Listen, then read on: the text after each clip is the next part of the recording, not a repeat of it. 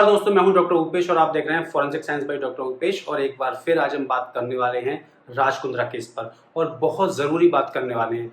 दोस्तों, हम ये जानते हैं कि जब भी कोई केस होता है, जब भी कोई बात होती है, तो जो विपक्ष होता है, यानी कि इस समय राज कुंद्रा है, वो अपना पक्ष रख रहे हैं।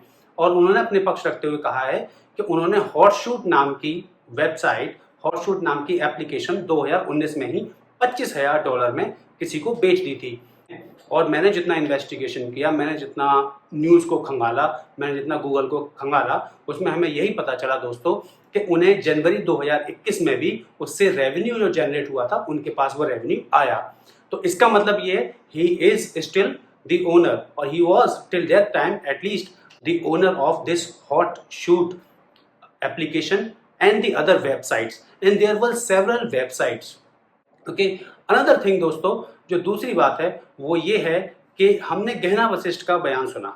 गहना वशिष्ठ के बारे में देखा कि वो क्या कह रहे हैं कि नहीं, राज कुंद्रा ने कभी उनसे ऐसी कोई शूटिंग नहीं कराई, कभी उनको फोर्स नहीं किया, और जो मूवीज बनती थी वो पॉर्न मूवीज नहीं थी। उनका कहना ये, we were just making certain erotic movies. अब मैं आपको एक वेबसाइट का यहाँ पर दिखाता हूँ अपने क्लिप में। ये देखिए, यही वो क्लिप है जो मैंने यहाँ से ली है, और यहाँ पे आप देख सकते हैं अच्छी तरीके से क्या लिखा हुआ है, 18+। आप 18+ मूवी को क्या कहते हैं दोस्तों? 18+ मूवी को आप एडल्ट मूवीज कहते हैं। और आप 18+ मूवीज, मेरे ख्याल से आप में से कितने लोग होंगे जो अपने परिवार के साथ बैठकर देख सकते हैं? अगर आप जो मूवी अपने परिवार के साथ नहीं देख सकते, आप उसको किस कैटेगरी में कंसिडर करेंगे? दो तरह की पॉर्न मूवीज है, सॉफ्ट पॉर्न और हार्डकोर पॉर्न, जिसमें फुल न्यूडिटी दिखाई जाती है। ठीक है, चाहे सॉफ्ट पॉर्न हो, चाहे हार्डकोर पॉर्न हो, या कुछ भी हो, porn is porn, and this is also called as cyber pornography. Shooting करके उनको रिलीज करना अलग अलग प्लेटफॉर्म पर। और दूसरी दोस्तों, जहाँ पे क्राइम हुआ है वो सबसे बड़ा हुआ है कि लोगों को झांसा देकर, नई नई मॉडल्स को झांसा देकर, उनका ऑडिशन जिस तरीके से लिया जाता था और उनको झांसा देकर OTT प्लेटफॉर्म पर उनको काम मिलेगा या बॉलीवुड में उनको काम मिलेगा। ये दोस्तों 420 का भी केस बनता है, 420 का भी केस बनता है। और मैं अगली बात करने से पहले आपको इस मॉडल की वॉइस सुनाना चाहता हूँ। ये मॉडल का क्या कहना है, आप सुनिए। एक्चुअली लॉकडाउन में कुछ ऐसी बातें हुई जो मैं शेयर करना चाहती हूँ। लॉकडाउन के दौरान मुझे एक कॉल आया था, अगस्त का टाइम था, कनेक्टेड कॉल था, और कॉल पे उमेश कामत जी थे। उन्होंने मुझे एक वेब सीरीज के लिए ऑफर किया, जो कि राज कुंद्रा जी उसके ओनर थे, प्रोड्यूसर थे।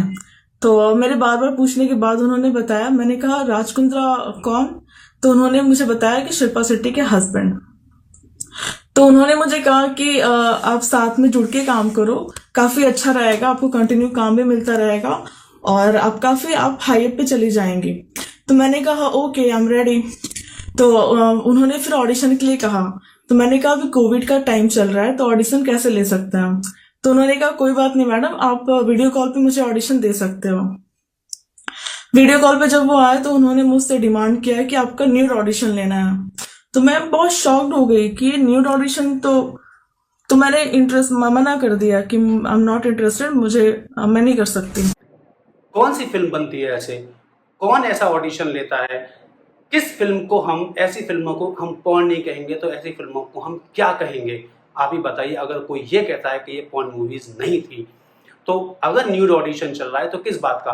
और दोस्तों, मैं यहाँ पे आपको बता दूं, खाली ऑडिशन के समय ही उनकी क्लिपिंग भी ले ली जाती, उनकी वीडियो क्लिप ले ली जाती, और उसके बाद उन्हें उसी को लेकर ब्लैकमेल भी किया जाता कि आपकी ये है, अब आपको इसमें काम करना पड़ेगा।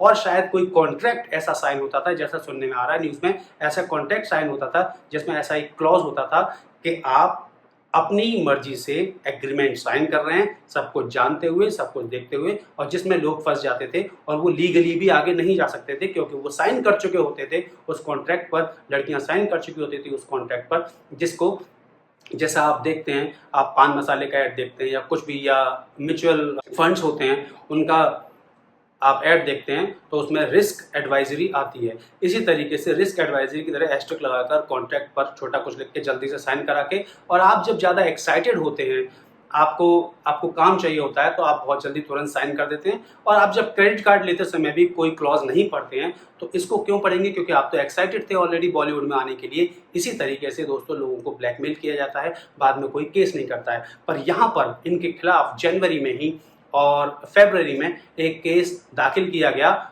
सारी सच्चाई बताएगी, पर हम ये जानते हैं कि उस समय क्राइम इंटेलिजेंस यूनिट के मुखिया कौन थे। जी हाँ, सचिन वाजे। और उस समय मुंबई के पुलिस कमिश्नर कौन थे? परमवीर सिंह, जो कि खुद ही इस समय इतने बड़े केसेस में फंसे हुए हैं जिनका निकलना एनआईए के चंगुल से खुद मुश्किल हो रहा है।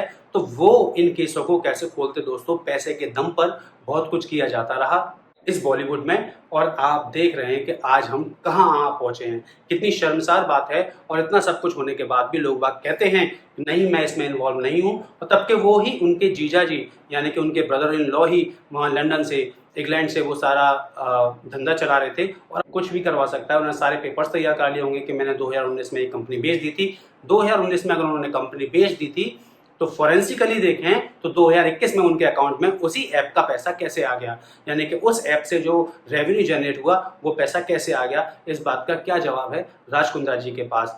हम अब तक उनको बड़ा अच्छा बिजनेसमैन समझते हैं भी, ठीक है, ये भी एक बिजनेस है जिस तरीके का वो बिजनेस कर रहे थे। पर दोस्तों दुख होता है, क्या शिल्पा शेट्टी जी को ये सब नहीं पता था? और अगर पता था तो उन्होंने रोका क्यों नहीं? और अगर उन्होंने रोका तो राज कुंद्रा ने माना क्यों नहीं? या फिर ये सब लोग इन्वॉल्व हैं? ये यहाँ पर बहुत बड़ा सवाल खड़ा हो जाता है। और ना जाने दोस्तों ऐसी कितनी मॉडल अभी होंगी जो राज कुंद्रा के राज से बहुत सारे पर्दे उठाने वाली हैं, बहुत सारी परत खोलने वाली हैं। अब सब बोलने आने वाले हैं, क्योंकि इस समय जो हम हश्र देख रहे हैं, चाहे वो अनिल देशमुख जी का हो, सचिन वाजे का हो, परमवीर सिंह का हो या किसी का भी हो, इस समय दोस्तों किसी को भी नहीं बख्शा जा रहा है। तो हम ये समझ सकते हैं कि इस केस की भी परत दर परत बहुत जल्दी खुलने वाली है। और मिलते हैं आपसे अगली वीडियो में, तब तक के लिए बहुत बहुत धन्यवाद।